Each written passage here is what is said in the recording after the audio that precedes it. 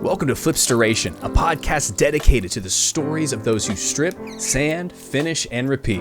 Whether you're into furniture flipping as a hobby, a side income, or for restoring the purity of a vintage piece, welcome to the Flipstoration Nation. Today, we're welcoming David from Madman Restorations on Instagram and YouTube. He's a furniture restorer in the Jersey Shore who posts often on Instagram and makes some really incredible videos on YouTube. I know I watched quite a few of them. He kept me up late last night.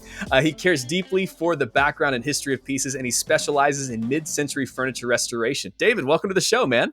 Hey guys, thanks for having me. That was it sounds like a big intro. got big shoes to fill, yeah. Right? Man, well, thanks for being here with us today, man. I would love to let our audience know a little bit about who you are from the horse's mouth. So could you kind of give us your background, kind of how you got into the furniture restoration thing? Tell us about your family, all that fun stuff. Yeah. Well, first I want to say, I'm honored to be here, especially, second guest was Bob Kennedy. You had Gary and all the great things that he does, and then you had me. So I feel like, I got big shoes to fill right now. But I'm from New Jersey, right? I actually did just move. This is my new house, so I'm a little closer to where I grew up, outside Trenton, New Jersey, where my family's from. And I'm actually a school teacher by trade, so that's what I do. I have a history degree, so I guess it makes sense why I like old things. I've always, had a knack for history and research, and I've always liked to tinker with things. So before I got into working on furniture, my big hobby was 60s and 70s Japanese motorcycles. So kind of like with, MCM furniture, it's all about the lines, the smoothness, the sleek design. So I was really into that. I've won a couple awards for restoring motorcycles, but when I bought my first house, I needed to fill it with some furniture, and I just wanted to fill it with stuff that I seen, things I saw growing up, especially I feel like my grandparents' houses, were true mid-century homes, post-war homes, tile bathrooms and stuff like that, and they always kept them the same. I was like, well, that's just the furniture I'm going to be putting in my house. And when it was time to fill it, I was looking at the prices of some of the stuff. I was like, I can't afford this. I was like, these are too expensive. Like, I'm looking at all these beautiful pieces, done my restore. It's like, I can't afford that. I don't make that kind of money. So I would find cheap pieces, for sale. And I was like trying my hand at it. And once I got started, just like my other hobbies, I dig a little too deep doing the history and research and try to find out how the best way to do it. So that's kind of how I got started doing furniture. And now it's just kind of snowballed into this big thing that I'm doing now. I love that, man. It's incredible because, back in February 2020, I was, trolling through your Instagram and I saw one of your project bikes. It was beautiful. And I wrote down, man, February 2020, that's a month before the world went a little bit crazy. So Did you discover furniture restoration because of, the COVID thing that happened in March 2020? That's where a lot of people discovered it. Or was it a little bit after, a little bit before? It was probably before. I know we bought our first house in 2017, so I was looking to fill it then. But of trying to move forward and actually like post about it, because I really don't care for social media too well. But for personally, so for this, I was like, you know what, like I could do this. Like I enjoy doing this. There was a couple of local accounts that sell furniture, like Flux Modern, Asbury Park, and I was like, this is like a beautiful thing. Like I kind of just want to be part of this, help out, do some restorations. I was like, I can do this. And I probably got the push from my wife to help me with that. She always tells me I'm very talented at what I do if I put my mind to it. So she was definitely a big inspiration and a lot of support for me there to kind of pursue this to where I'm at now and where hopefully it'll be soon. Yeah, in February of 2020, I had a well, I don't know if it was February, but I remember I had gotten really sick right before the COVID thing really hit hard. And I'm pretty sure that I probably got COVID, but it was so early that, it was just a rumbling of it. It was like coming, like this ominous beast from somewhere, and it was ironic. And this connects to you, this story. I was actually restoring a William Hinn dresser at the time.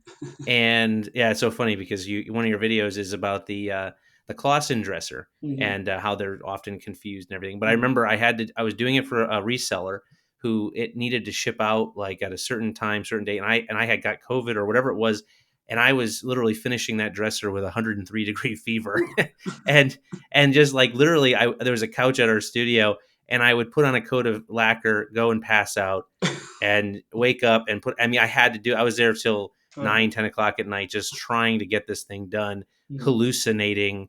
I think mm. William Hinn was there with me. I'm pretty sure at one point we were talking, He was and it guiding was you just, along it the was way. just like this. So anyway, so no, I wanted to bring up your video on that, the Clausen dresser, which is an awesome project. Mm. And just tell us a little bit about that because it's a really interesting story. Yeah. Um, I work with a few dealers, and they bring their stuff to me, and I like to refinish them, and they appreciate the work that I do and what I'm all about, trying to keep them original. And he uh, dealer John at Montage in New Jersey, he had it, and I probably had it for. I think he gave it to me in May, and I didn't finish until like August, I want to say. I was very intent and wanted to make sure I got all the right materials. I use Mohawk supplies. Not a huge surprise there for lacquer people, but I was getting my color wheel out. I was trying to color match, and like Gary, like those pieces aren't that common. So it's Hmm. not like there's a written procedure on how to do these. So I would make sure I took my time to really get the colors right. I bought a whole bunch of different stains, and you can see in the video like how I determined like, okay, this was definitely stained, even though we know most MCM pieces had a hard finish. There were like a little toner on there, and I just did my best to try to get it, and I mixed the colors. I did a couple of test strips to find out, and I that color is so great on that piece. It's like red, it's amber, it's brown, it's a little like burnt sienna. Like it's so beautiful. I was like, I have to keep it that way. So I know the dealer, my client, was a little upset with how long it took, but once I finally finished, he was so happy, and it was a beautiful piece. And someone like me who can't afford that furniture, it's nice to be able to have it like in my shop, in my garage, and work on it, and I get to admire it. So there's Hmm. no way I'll have a William piece or Jorgen Clausen in my house, but I got to feel it, I got to touch it, I got to see how it's constructed, and I feel like I'm able to appreciate it. So that was like a real big piece for me.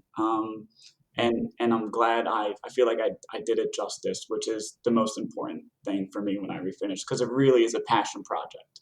Like that's what I love to do. Just like when I was into motorcycles, it was like I'm trying to keep this true, keep this original, or keep this how someone would have done it like in the '60s or '70s.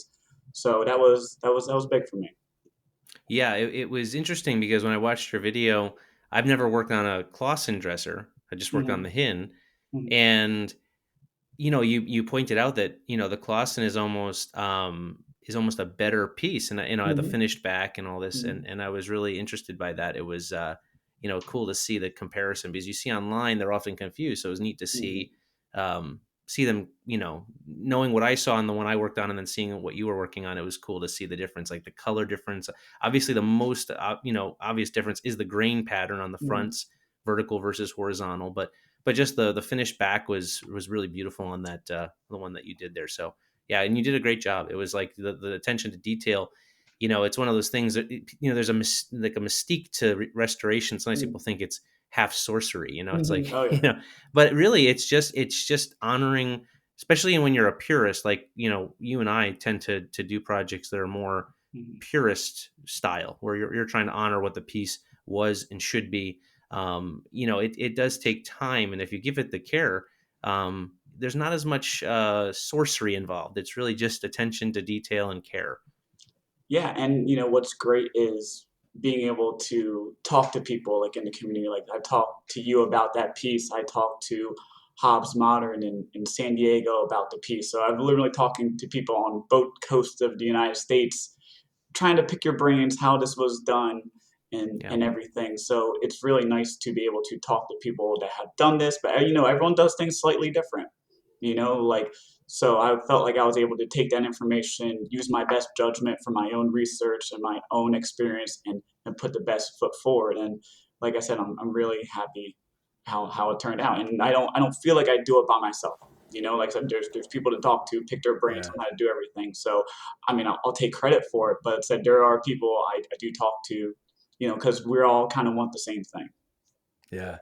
And Dave, I love that you talk about, I can hear the passion in your voice about the piece itself, right? Mm-hmm. Like that's something that, so a little bit of my background, I entered into this world as Gary told me about it. So, kind of getting to hear this, and I help run the Stripwell Instagram account and things like that. And so it's been so much fun to experience the passion for a piece, because for me, as someone who's outside of the world, I look at the dresser and I go, that's just a great piece of furniture to put clothes in, right? Which is as simplified as it gets. Can you speak a little bit more to this passion for almost the purity of a vintage piece? Like maybe even your inspiration for that. Did you get that as, you talked about running around grandparents' house? Is that where you fell in love with it? Like, where does your inspiration come from? I mean, I feel like I don't think I made this up. I think I heard someone else say this, so hopefully I say it correctly. But looking back in history, we have post-war America, and we have the quality of production, and then we have the the speed of production, and we really reach this climax in the '60s, right? Is when it like kind of ends. Post-war, we are building, building, building, and the quality is there. It's not until like late '70s, especially the '80s, when quality is just being sacrificed you know, for price. So I really appreciate that, like as a history standpoint, whether you look at cars, you look at motorcycles, you look at Yeah. homes, you look at furniture, you look at appliances, it's all right there. And that to me is like, this is a great era.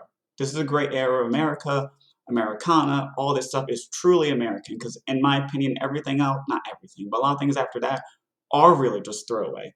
I had my house filled with like lame furniture. It was not expensive. It was cheap furniture, but that cheap furniture is still better than things you can buy today. Um, but so I guess like I've always, like I said before, I just have a real big interest in history and keeping things pure. I feel like that's where I'm not an artist. Like I cannot design things. I can barely write my own name. I am terrible. My students make fun of me all the time. Like I go, you guys are the ones with the ideas. I can just help you. So I don't feel like I'm reinventing the wheel here. I'm not trying to necessarily put my stamp on things. I'm trying to keep it the way these designers did. Mhm. That's why like I'm a restorer. I'm not an artist. I don't make it. I fix it. And that's Yeah. that's what I'm trying to do. Yeah, there's something that I remember when you're describing that, it brings me back to like, I think one of the first moments I felt that really heavily was when I was working on a George Nakashima dining room set. Mhm. That was probably one of my favorite projects I've ever worked on, Mhm. because when you're up close and you notice, especially with something like that, because he was very much into the handcrafted Mhm. style. So it was very, everything was hand planed and very, there was no machine. I mean, there was some machine work, but for the most part, it was mostly hand done. You feel, you feel like you're, like you said, you're not the artist in the situation. You're the one that's trying to honor the artist. He's the artist. He made a beautiful table, beautiful chairs, and what you're trying to do is do everything you can to make it what it can be, what it was, but almost so that nobody knows you were even in the room. Like you kind of have to, and that's like a really weird dynamic, because yeah, you tend, like, the other side of the refinishing and this world that we're in are the people who love to put their stamp on an item that it wasn't intended to be. They want to give it a new look, a new feel, a new vibe.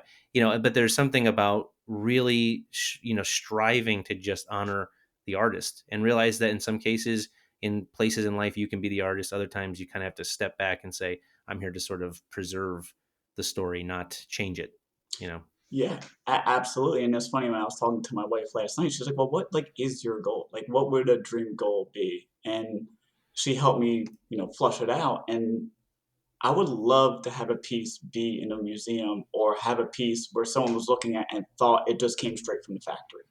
Now, I don't know what museum would hold furniture. I'm not even into stuff like that, but just the idea that if I did a piece of work, that it could be like it came off the factory floor in the '60s and no one would know any difference. So, like, I'm not trying to put my spin on anything. Like I don't give myself enough credit. Like I shouldn't, because I'm not the creator. So you're right. Like it is interesting, and the people that do, um, like good for them. I know my brain doesn't work that way. I have a little side story, but it reminded me when I was in college, I had a Go desk ahead. Yeah. job, and I um, I worked in an office, and they wanted me to make this poster, and it had a bunch of different poster paper, and they were like, "All right, Dave, just make it like abstract, like put it here, have it look like almost like a Wicco, right? Like those like odd looking shapes." And I put it down, and I pretty much just made a rectangle. And I was like, how's this? She goes, Dave, I need to be like abstract. I was like, I'm sorry, my brain is so symmetrical, I can't do that. Like my brain will Yeah. not allow me to do. So she's like, in 2 seconds, she did. She's like, this is fine. This is what I want. I was like, oh, okay, I get it, because my brain will not do that same thing. I think with the furniture, it's like this is the way it's supposed to look. That's what I'm going to do. Any sort of like alterations, like my brain will not allow it to happen. So I give people a lot of credit who are just like more free will and able to do those things.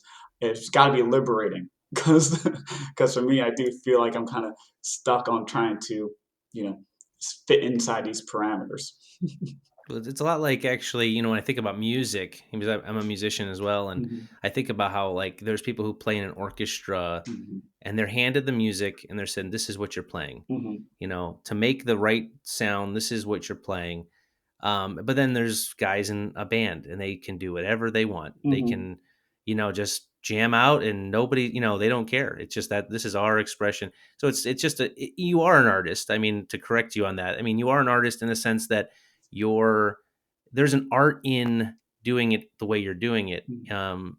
Yes, it's not the typical creative, start from scratch, make something out of nothing creative artist, but there is an artistry in reproducing something without a recipe, without a handbook, and actually getting it really close, if not spot on. I mean, that the dresser we were referring to before, the Clausen, I mean, just in the video, you see you really striving to get that color as close as possible.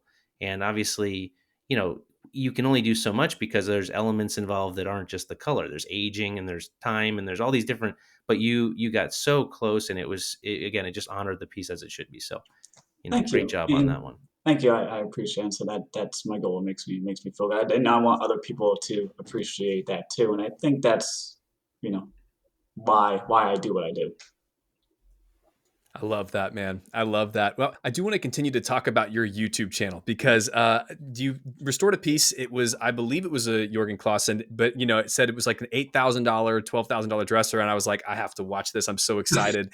And as someone who loves YouTube and is on it a lot, the story that you told in the beginning Mhm. of this back alley with your friend and, in this, could you maybe retell that story? Because I think for anybody that loves YouTube, you deserve a billion more subscribers because I was so entertained. How did you get this piece and kind of translate that to how you've refinished it? And I just would love you to talk about that one.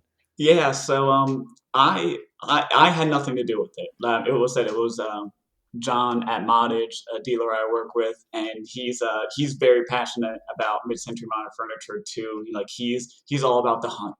He's all about Right. finding the piece, like you know, digging through everything to try and find it. So he was on his phone looking up pieces to buy, and he saw that dresser, and it was in Newark. And if you're not familiar with New Jersey, Newark is a pretty big city, and not some great areas there. And he like told the people, he's like, hey, listen, like I can come tonight.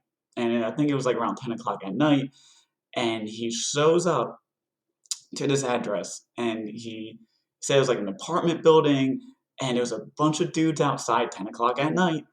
He said some of them didn't have shirts on. He said they were speaking Spanish, so he brushed up on his Spanish. He's like, I don't really speak it, but I can try a little bit, so maybe I can get an in with these guys because I do speak a little Spanish. And they were like, "Oh yeah, just come this way." And he says, like, literally, I have a movie. He's like, I'm looking over my shoulder, like, what's gonna happen here? Like, it's 10 o'clock at night in Newark, New Jersey.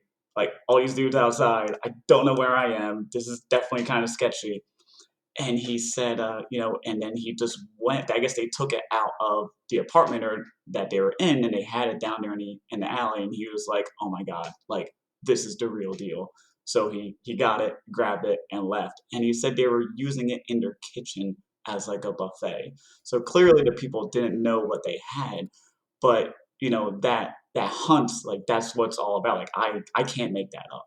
I'm not creative enough to make up a story, but he's such a character, and it doesn't surprise me if you were to meet him how like these things will seem to happen to him. But having that story with, of course, it's a piece like this. It wasn't like another like Lane of Claim desk. Like you're not going to do that but for a Hane or Clausen, yeah, I might show up to Newark at 10 o'clock at night if the price is right. Right. Absolutely. Yeah. It's funny. The hunt is such. I mean, I don't know how much you do with that part of it. If you go out, I mean, it seems like you find pieces to redo and also sell, Hmm. and create content with. But the hunt can be one of the best parts of the whole process, because I remember I drove, I don't know, it was an hour and a half or 2 hours, I forget. It was in New York from Connecticut, and I went for these two lounge chairs. I didn't know who the makers were. I like lounge chairs. People like lounge chairs, so I went for those. But in the ad for it, I saw that in the background there was this other chair, and I said, I wonder. And I said, could you send me pictures of the other chair, like the third chair?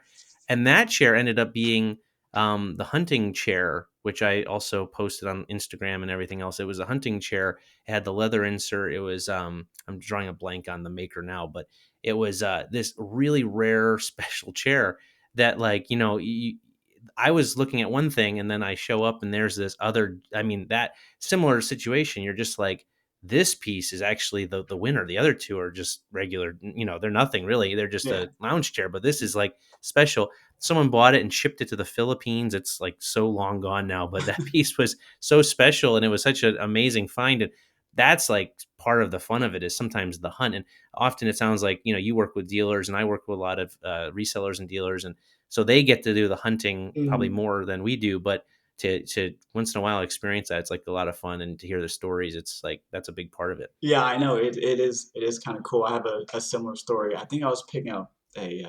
I keep bringing up Land and Claim. That is the furniture that I like to personally collect. But there was like a Land and Claim drum table. It was posted for a while, and I was like, I don't know, it's like $30. I'll just go pick it up. I'm not doing anything on this Sunday. So my wife and I went to kill some time, and at the time we just had a two-door Jeep, so you can't really fit much in there. And so we go, and it was strange. The address was an older couple, but it was a home slash like dentist office in South Jersey. And I was like, you always got to ask, right? They're like, well, what else? Do you have anything else similar to this?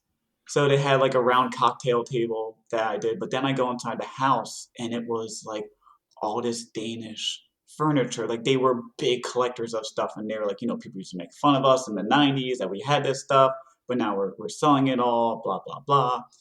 But like I like to restore furniture, but I am by no means a historian of furniture, like especially with Danish pieces. I don't know that much, but I can know when I see things, like if they're nice or they're quality or they're should be expensive. So I was like, oh my god, like this would be like a picker's heaven. Like if a dealer was down here, they would love to see all this stuff. So you just never know when you get there what else is going to be there. So the hunt can be fun as well. You just never know what you're going to Yeah. find. I Yeah, love for that, sure. man. Dang, I love that. So tell me, Dave, a little bit about Madman Restorations. Where'd the name come from? What do you guys like to do? I know that people can connect with you on YouTube, of course, and on Mhm. Instagram, but like, tell me a little bit about what you guys do. Yeah, I mean, I had the idea. I tried to do like a fun play on Madman the show. But I guess also I can be pretty mad, I guess, like like a Mad Hatter. So I guess there's two Yes. meanings there, and I kept it like restorations because like even though I enjoy the furniture is kind of what stuck right now. Like I said, I was into motorcycles. Like um, I would love to get back into that, but the problem with vintage bikes is finding parts, waiting for them to come. You're waiting, and the turnaround time is a lot slower. Um, my next thing I want to do is, speaking of traveling, my wife and I, we're going to go pick up a vintage GE fridge with the Lazy Susan on the inside. That will be a next project I want to do, is restore that. I have, experience with body work, working on motorcycles. And now that I paint, like spray lacquer, I want to, spray paint through my sprayer. So I'm always into trying to do something new. The new house we bought, I want to essentially make this house a project. As you can Mm. see right now, I have just white walls. That is not That is not who I am. I don't even have anything hung up yet in this house because we've been so busy and dealing with so many things. But this house itself is a project I want to put on, my account and my YouTube. But we also have like a pink tile bathroom in the house, but they painted over it. Mm. So that's a big no-no. So I'm going to remove the paint and trying to get that off and try to even restore my bathroom the way it would have been when the house was built.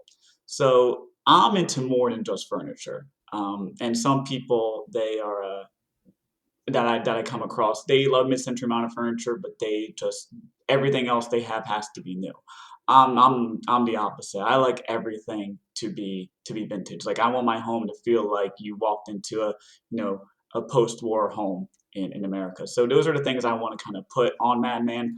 I'm also trying to like streamline a lot better. I have a new shop, so I'm trying to um, churn out pieces a lot faster, come up with more videos because I have no video experience until this. And it feels great for you guys giving me those comments, but I don't know what I'm doing. I just kind of took the plunge and tried. And I know, Gary, I think we talked about this a while ago too. Like it takes time, and Hmm. editing and stuff to do. And I am by no means expert. Some people I know to get into this, they have graphic arts degrees and things like that. So, you see their pictures or their videos and they're beautiful. And if I can just be a fraction of that, that would be nice for me. So I'm trying to, expand my horizons. As I said, do different things with restorations, do more videos. I do enjoy that. But I think with the videos to go along with that too is I see videos as like a resource, right? Like how many times, like Gary, I'm sure you have this too. Like people ask you questions or like, how do you do this? And I'm a teacher. I do like to help people, but I get tired of typing. Especially like you're on your phone. Like I can't type that fast, so I rather just say, hey, look at this link. Like watch this video, and I'll explain it there for you, because that's what everyone kind of wants to see anyway. So and I started my first one was a land claim because it's a very common piece of furniture. People want to know how to do it. And I go, here you go. How many times do you see those questions or people ask you? And I have clients like, well, how would you do this? And I just send them the link. So it saves me a lot of time, but I like to think as those as resources. So that's something I want to build up more on so people can utilize them. Mm. Man, that's awesome. I absolutely love that, dude. And again, if you guys are listening, YouTube, Madman Restorations, Instagram, Madman Restorations as well. But so there was one on your Instagram as well, Dave, just to kind of move over to that side of, Mhm. kind of your influence. I really loved you found an end table that you had bought at a garage sale in your parents', I believe, basement. And I'll read out your caption. And I just would love to kind of hear your thought process because I think this is where a lot of people start. And I wonder if you maybe have some advice for those people that have this. But you said, my parents called me a couple months ago and said that I had an end table in their basement. It was a piece that I bought years ago at a garage sale. I brought it home, stripped, sanded, and stained it. It's a cute piece, but even cooler to discover something that I forgot about. So, can you kind of give us a little bit more insight into where you were in that moment? Yeah, and I think those were in like my days. That was done before I even made my account. Like I said, I was just into furniture. I was like, oh, that's cool, and didn't think anything of it. It's a no name piece, but I liked it. And before even knowing designers or that mid century modern was really like a thing to me, it was always just furniture. So my parents are oh, my parents are funny. They're always trying to be like, "Oh, you gotta get rid of this. This is at the house, or you gotta do this." And I'm like, "All right, whatever, whatever." And then like, "Oh, you got a piece of furniture." I'm like, "Oh, well, I can use some furniture at the house. So what do you mean I got furniture there?" So they had it, and I was like, "You know what? Let me try my hand at doing this." So I took it. I mean, I probably paid $15 for it whenever that was, and I stripped it, sanded it, sealed it, and I think I sold it to like a family friend and that like wanted. I was like, here you go, you can have it. So it was nice to have people like see what you do and appreciate it and take it. Yeah, what was that first feeling? It's when you did the piece and someone actually wanted your work. I mean, it's a funny feeling. At first, you start off and you're like, "I'm just winging it. I don't know," and then you do it, and someone's like, "I'm going to give you this money for that," and you're like, "Wow, all right." What was that? Do you remember like recall kind of what that felt like? Was that like a big moment, or did it kind of come and go? What was that? I don't know if it was like a light bulb moment, but it is still strange to me. Like, and I guess selling. It's a good question. I guess selling my furniture the first time, I guess I was kind of like, I know what I'm doing. Like, I can do this. Like, and I knew, like, I'm just starting out. Like, I'm not going to be able to ask full retail prices for this stuff. But I was like, I'm happy with my work. Now, looking back on it, the way I did things then, the way I do things now, I mean, I try not to think about all the mistakes that I made or how I would do things differently, but it does feel good when people admire stuff, especially my approach of trying to be true to the pieces, and when people recognize that, it feels great because it does the way I do things does take time. It's not a Yeah. simple process. You're layering on color, you're layering on all your coats, your grain filler, whatever it may be. It takes time, and when people see that and recognize the difference, it feels good. It feels like Yeah. what you're doing is worth it. And I said I love the furniture. I want it to be loved. So when someone else appreciates that, and like I said, what I do specifically, it does feel really good. I love that, man. Wow. I love that. That's so cool. So tell me, Dave, as you've been in this business for a while and now you've been doing, I guess, this whole thing for like 6 years, what has been maybe the biggest fail that you have had? I think all of us, as we get started, as we try something new, we mess up in some way, form, or fashion. Yeah. What for you has been the biggest one? Well, I think Gary, you had the one with the cedar chest Yeah. like falling apart. Didn't have anything that crazy, but when you were telling that story, I was like, oh my god, this is like that Hmm. is like a nightmare, right, to happen. Mine, I is not as serious as one of those, but the one that stuck out when you asked that question is I had a. I think this was posted on my Instagram as well, so you probably go back and find it. Like, it was my first piece using toner in a can, and I had no idea what it was. I hear people's like, "Oh, you gotta use toner. You use this." I was like, "All right, like I gotta try it. Like I want to be true to the furniture. I want to do it the way they did it back in the '60s. Let's get a crack at it." And as you know, Gary, like toner is not like spray paint. It comes in the can, you shake it. It's not what it's like. So, Right. and when people said there was lacquer in it, I was like, oh, I guess it's like a top coat too. Like it's a sealer, right? So I guess I just need to spray this on there. It was like runny. It was dark. What? I don't even think I sealed it afterwards with anything. And I remember I was so frustrated with myself. I think I just like gave the piece away for like $50. And I was like, please, I can't look at you. And I told the people that came to buy, I was like, listen, I tried something. Don't know how good it is, but I'm just being honest with you. Oh So please no. just get this out of here because I messed up. And I think back to that project, I go, I don't remember who bought it, but if they ever want to reach out and be like, listen, I know that was like a few years ago. I swear, if you bring it back to me, I will do it right this time because I had Mm. no idea what I was doing then. So it still kind of haunts me that I have a piece floating out there that like has like my kind of like name on it. Someone bought it from me. It's like, oh no, not that piece. Like I'm sure they're like put cups on it. They're wiping off the tone, the specks of toner on it. Oh, it gives me nightmares. Oh no. Yeah, toning is toning. You get kind of have like a love hate relationship with toning because it's one of these things where the goal is to slowly build color, Mhm, one thin layer at a time and really finesse it to where it's like, there it is. mhm, But in a split second, you can be one shade too dark. mhm, You can, get a run. And now if it's run in the color, it's not like a clear top coat you can mhm, let dry and wet sand it out, or, there's just so many things that can go wrong with it. And then I don't know if you ever had a situation, especially with aerosol cans and such. Sometimes it'll just like malfunction on you mhm, where you're like spraying it and it just suddenly does like a solid, you didn't shake it enough or mhm, something happened where it just sort of, so you're going along, everything's fine. And then suddenly everything is not fine.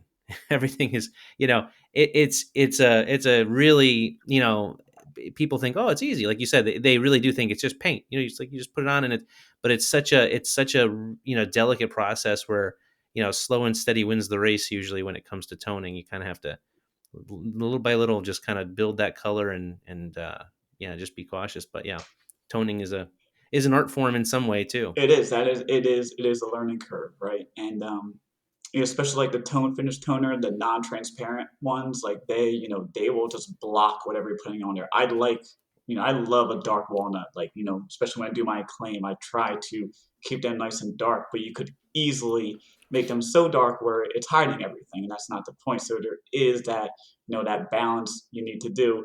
Then God forbid you get, your can sputters and gets like a drip on it, and then what do you do? I know I'm very cautious. When it gets a little too light, I just toss the can away. I'm like, I'm working too hard. If that, there's only a little bit of spray left in the can, I'm just not gonna risk it. I don't want any, like, drips Yeah. on there, so let's just get a new can just in case. Dave, I gotta say, I love listening to you talk about your history with all these pieces, the motorcycles, Mm, the whole thing. It's awesome. I don't have this background with furniture. I learned a ton of stuff from Gary and online, like everybody else, all that stuff. But I love how you see the value in these pieces. You have a passion for it mm, clearly, but you really see the value beyond like those ugly layers mhm, on top that years, have gone by, and you really can't tell what the original piece was like. But I love that you take the time and really put the energy into your pieces that you're doing and really bring it back to life. And it's funny because in the beginning you were saying, oh, I'm not an artist, but in my opinion, I couldn't disagree mm. more. I'm like, man, this guy is such an artist. He's like phenomenal. If I had a piece, I would love to bring it to you, to restore. That I think it's great.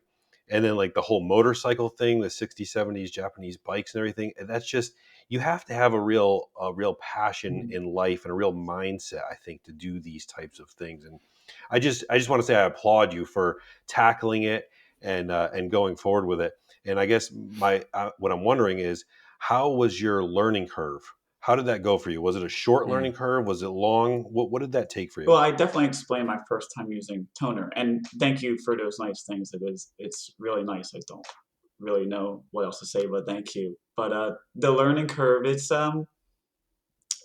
like I said, the toner with the lacquer and the glaze and the grain filling, it is a process, and I like to try to do that stuff on like my own pieces first. Like even when I was working on that Clausen, I just got a new sprayer, and I said I am going to make sure this is dialed in on my own pieces before I even try attempting that. I'm actually where I'm sitting right now is one of the lane claim desks that I refinished, and that's what I used to test on that gun. And I knew I was going to hand rub it, so I was just trying to dial the gun in by putting.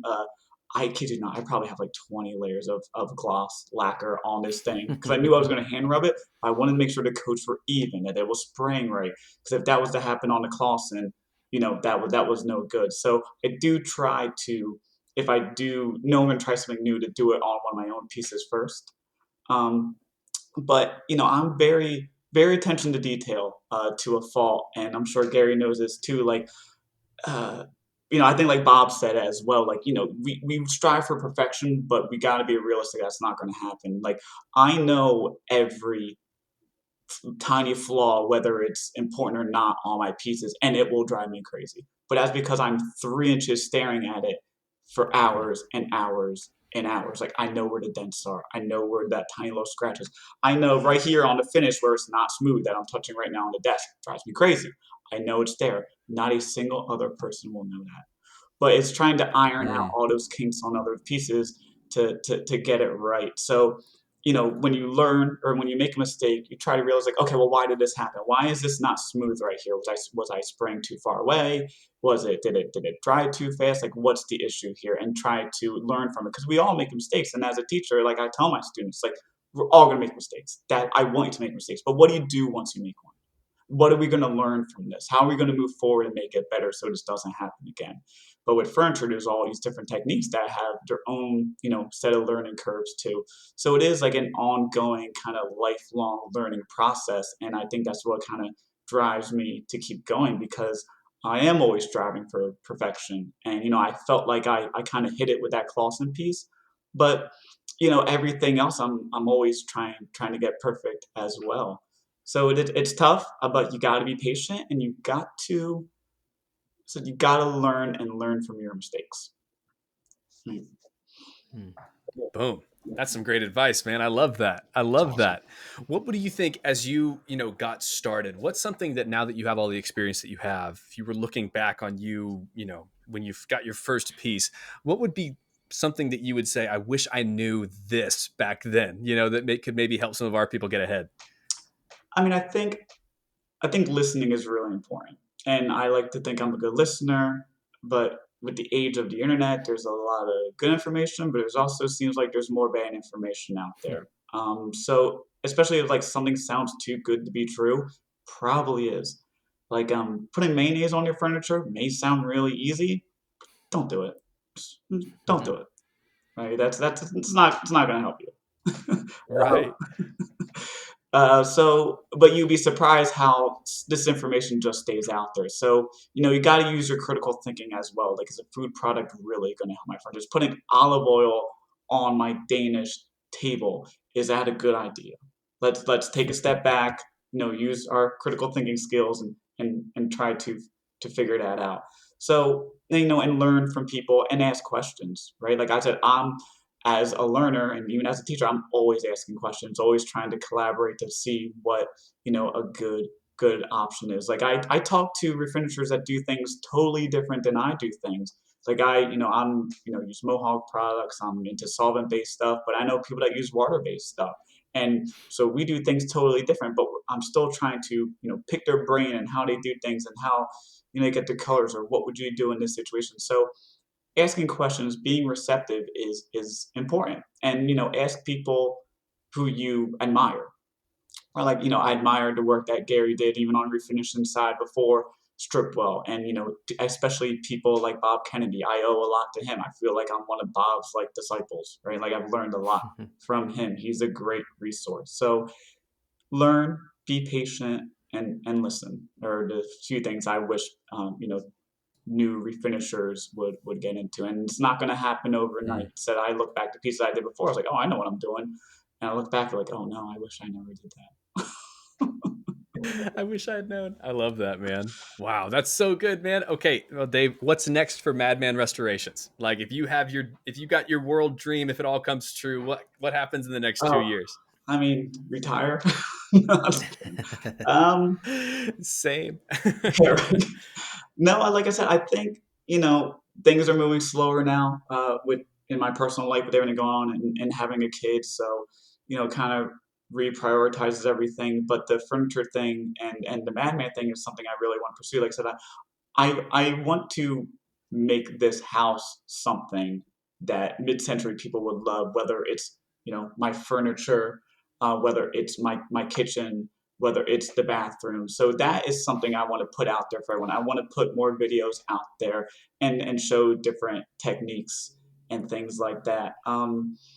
So and making sure like right information gets out there too. Like if you want to do things the way you see me do them, like there's no secrets. It's as if I tell people like I do consultations and I say, you can do this if you're willing to put in the time. If you have the desire and the patience to do this, you can do this. There's no, I'm not a rocket scientist. I can't do that stuff. Once again, I can't, paint. I'm not going to recreate the Mona Lisa. I can't do that. But you can do this. If I can do it, you can do it. So it's just getting that information out there, helping people, and that's a big thing of what I'm trying to do because I see people with good intentions fall short. And if they had the right resources out there, that would help. And even that's why I really started my YouTube videos was like, hey, like how come there isn't a basic video on how to restore lane and claim? Like why not? Like that makes no sense to me. Why is that not out there? And I was like, well, if no one else is going to do it, I'll do it. So I feel like there is a little void that I'm trying to fill there and doing it the way in which I do them. Hmm. Yeah, that's awesome. So you said you got a new shop, and right? Is that what earlier you mentioned Yes. that you got a new space to work Hmm. out of? And are you looking in your big picture, kind of piggybacking Tim's question? Are you looking at kind of growing this, or shifting gears? Are you thinking more just let's just focus on a few projects, do some content creation, sort of just share knowledge? Like what's your vision for some of those elements to it? Well, like I said, streamline to me is like working on multiple pieces and getting them done, like in the few hours that I have every day to get them done. Like I said, moving to a new place, I got to reorganize everything. I have plenty of space to get this done. Like I want to have certain stations. Like I want to have a station where I can strip using QCS and and we know how great of a product that is, that I, highly recommend, especially for new refinishers. I want to have a station for that where I can easily strip multiple pieces, not like using, gel strippers or, MC strippers where you got to keep an eye on, don't let it sit too long. So I love the fact I want to have a station for that. I have a station where I can do, my sanding, where I can do my touches. I have the room for it. I just gotta start setting it up and having a spot for my videos and a little like studio section where I can have everything ready to go and streamline. So I'm coming out with more videos and working on more pieces and a variety of pieces as well. Like I've recorded stuff that like I just wasn't happy with. Like I had a Danish table that I was like, you know what, this video just not that I feel like I have very high standards, but I was like, I don't think this will look good. I don't want to put my name on it. I had one where I even talked about in painting and how I do things. And I was like, you know what, that I don't like the way that looks. That could be better. So I am a stickler, but I feel like having, setting up my new area and streamlining things like that, I'll be able to put better quality content out there for people so they can watch and learn. And, and in the end, to be honest, the goal for me is like, I want people to send me their furniture. Like I know the hunt is fun, but it's getting tough out here to find pieces with the big influx of everyone getting, flipping or restoring. And it's I see pieces go, within 10 minutes of being sold. It's tough out here in Jersey, Philly, New York area where I'm at. So I would love to say people, you're like, you know what? I have a William Henry Clausen. I'm going to send it to Madman Restorations. I have Mm. this Brasilia dresser. I'm going to send that to him because I know it's going to be done correctly and up to the standards that I want. So getting enough exposure to hopefully let people see that is in the end a great goal. Because if I can just stay in my shop and not have to drive to go pick up pieces, I mean, that's the dream right there. That's what Mhm. I'm trying to do. Yeah, for sure. I laugh when you were talking about streamlining.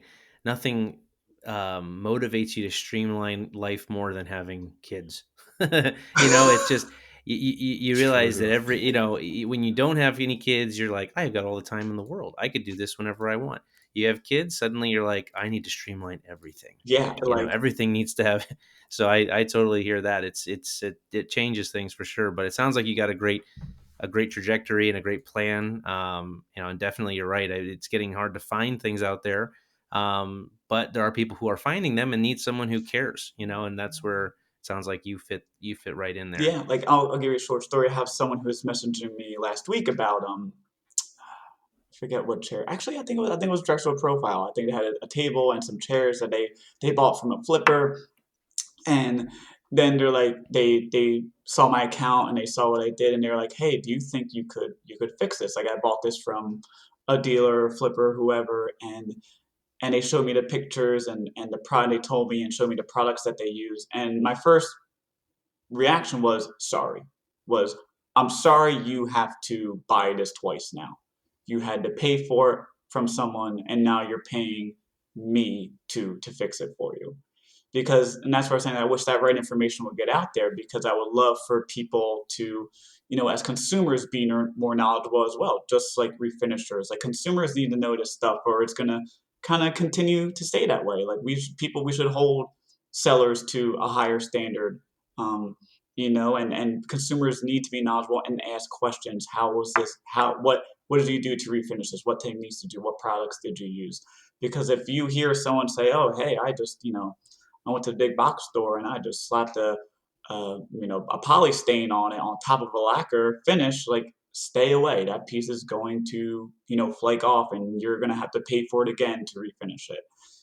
So Yeah. that is something I wish people would know. Hopefully people can learn from me.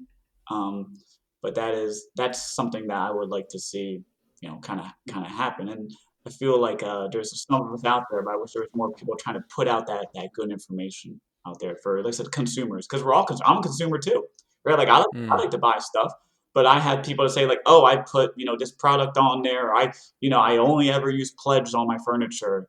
And it's like, okay, now great. Now I know that has silicone, possibly silicone contamination. Like, how much more difficult is it going to be to refinish it? So there's a lot of stuff out there, and a lot of information in general when it comes to buying, selling, and fixing furniture that I wish people knew. The thing I know the least about is designers.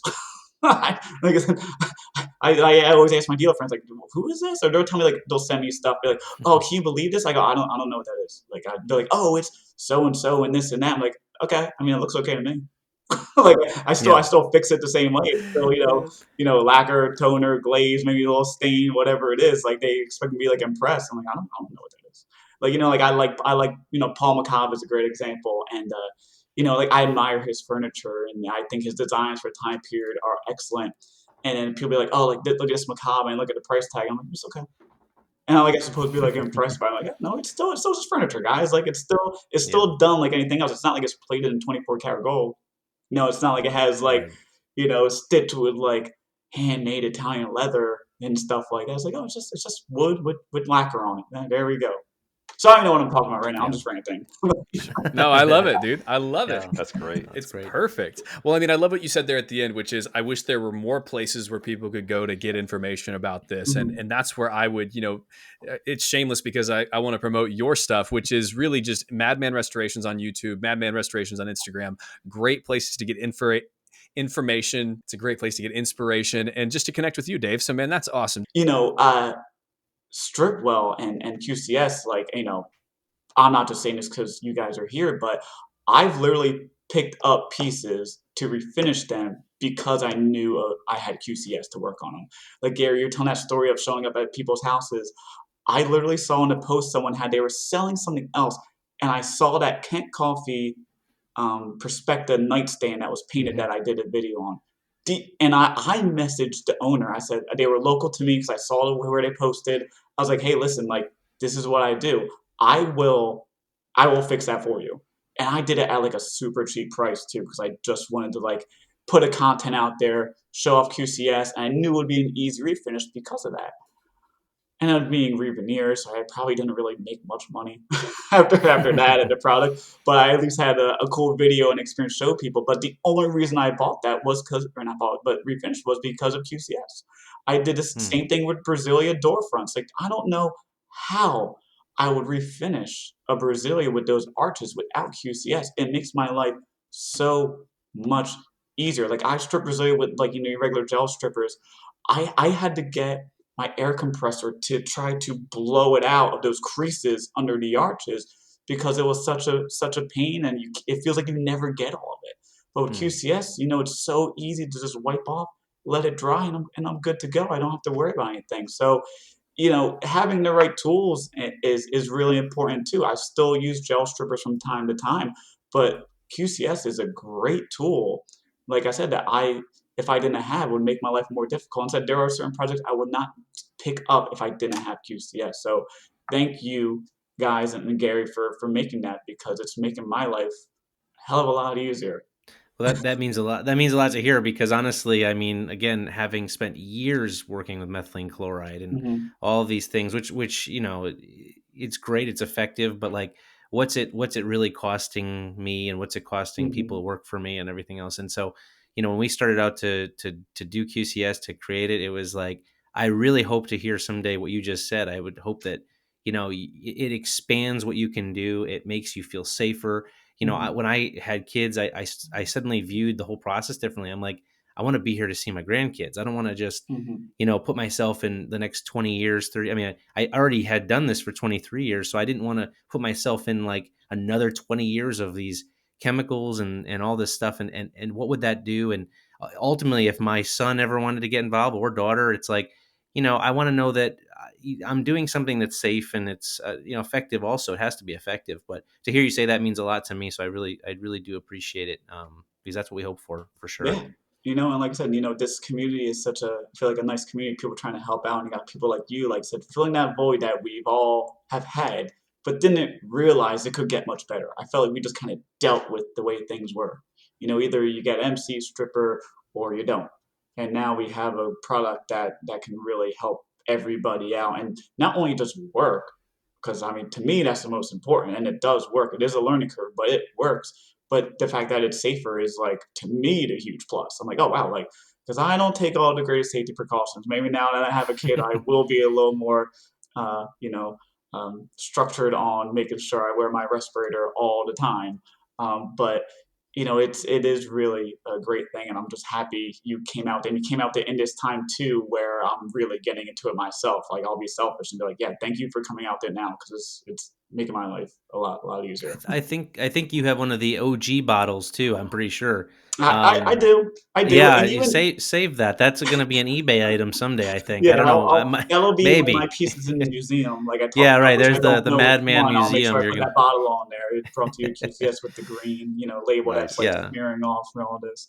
Uh, Yeah. No, and I want to thank you too, because and that makes a great point, is that you were an early adopter. You really when I was beta testing, I just reached out I wanted to try to hit somebody from different areas of the country and different backgrounds, different styles of refinishing, and I wanted to get some people to try it and just really give me honest feedback. And you were one of the early adopters of that, and also one of the early promoters. I mean, you really put out there in your channels a really good word for us, which I think led to others discovering it. And it really, small business in any form is almost a snowball effect. You sort of have to just, do that first piece of furniture or mhm. get that product out there in a few hands, and slowly it just, organically expands out. And you helped for sure, even with us as we were beginning, to kind of spread the word in the mid-century market of Yes. dealers and resellers. So thank you from Oh, us of too. course. And like I said, I felt honored. I was like, oh wow, like someone recognizes the work I do and send me this stuff to try it out. I was like, who am I? Like Yeah. I'm just a dude doing this for fun, like trying to make a couple bucks because I enjoy doing this. Like I was like, I was gonna do this stuff anyway, even if I didn't get paid. And now, not that you guys are paying me, I'm not saying that, but you're giving me a product to try for free. I was like, oh my god, like who am I? Yeah. Like this is Yeah. kind of neat. Like, like, am I famous? Like, doing people like the people? And but I get to respect my work, my opinion, and and I just try to be as honest as I can too. Like, even at first, I was like, wait, how is this supposed to work? And I think the big tip you gave me was like, soak the soak the steel wool in the QCS. That was the game changer and rubbing it off that way. Because if you try to use like a traditional stripper, it was a little odd. But like doing that, and now it's like, you know, it's game on for everything. That like really opened my Cool. eyes, and it's like this is the way it needs to be done. So it is a great product. It you know learning curve, but if I feel like if it doesn't turn out right, it's user error. Is perfect? No, nothing's perfect. But as like I said, for my utilization of what we do, especially with old finishes, it's great. And I think I even used it on my one constellation table that someone stripped. I had that on my Instagram. They must have stripped. They must have put some oil on there or something, and it like took it right off. Even on Mm. that one founders piece that I did my video, I used a gel stripper for the top because I knew it would take that off. But I ended up using QCS on the drawers, and the people put like a polyurethane on there. And I remember asking you, like, oh, I don't know if it's going to work well on polys. It took that right off. So Cool. I feel like we're still just scratching the surface on utilization of QCS. I know you guys do a lot to promote that and see what's up. I got some different ideas I want to do with it because these are all situations that everyone is gonna face at one point. So let's Hmm. get the knowledge out there and let's say, hey, like not only does this work, it's also safe. That's awesome. Love that feedback. That's fantastic. Boom. Thank you, man. And to the audience, we did not pay Dave for that. No, That was just out of the gun. no, listen, like Thank you, man. like I said, I'm here to just tell it straight, and that's what's important to me. Like I'd be doing this anyway, whether you guys interviewed me, whether I had an Instagram, YouTube account. This is what I like to do, and when I see people who are passionate and they're taking in criticism and critiques and trying to adjust and make things better, it's like yes, like that's what we need in our world, in our society, is people taking constructive Mm, criticism. And like I said, moving forward, what can we do to make this better? And it's just great, and it's nice to know that this was like an organic thing as well. And the yeah. fact that being part of it is kind of cool. That I Yeah. was a beta tester, but Yeah. just the way to see it grow and the way people are using it, the way you post is it's really neat. Because when was the last time you had something organically grow within a community? Hmm. Mm, That yeah. wasn't some giant store coming in trying to your company to try to get like a stranglehold on it. Like the fact that other companies Right. didn't do it is shame on them. But they don't know what we need. You guys Yeah. do. Cool. Thanks, man. Wow, that's so kind. Well, Dave, man, what a blast to have you on board with us today, man. Thank you for all the kind words and for being a part of the Flipstoration Nation with us, man. Thank you so much. Thank you guys. Have a good one. Thank you, Dave. You as well, man. Thank you.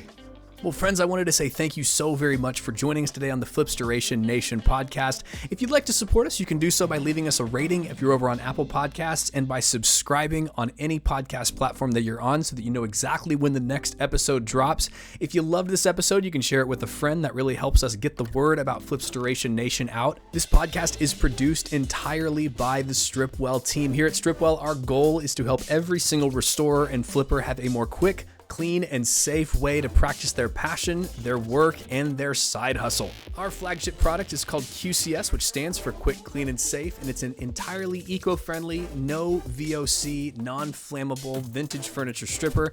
You can pick yours up today by heading to stripwell.com. And friends, the reason that we produce this podcast here at Stripwell is so that you can just have yet another free resource to help your flipping journey become better and better as you continue to flip and restore incredible furniture.